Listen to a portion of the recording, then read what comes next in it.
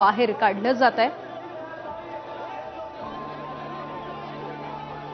आणि अगदी काही वेळामध्ये त्यांच्या पार्थिवावरती अंत्यसंस्कार होतील, दफन विधी केला जाणार आहे।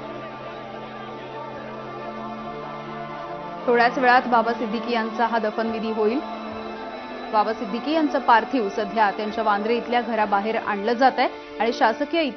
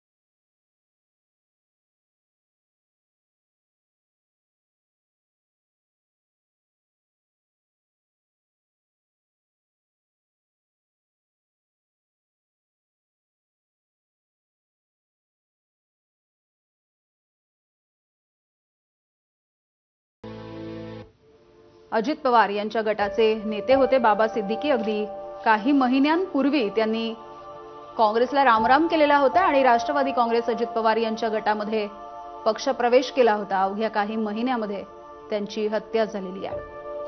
खरं तर लॉरेन्स बिश्नोई गँगकडून त्यांची हत्या झाली असं बोललं जात आहे। त्याच्या संदर्भातल्या काही पोस्ट सुद्धा समोर आलेल्या आहेत।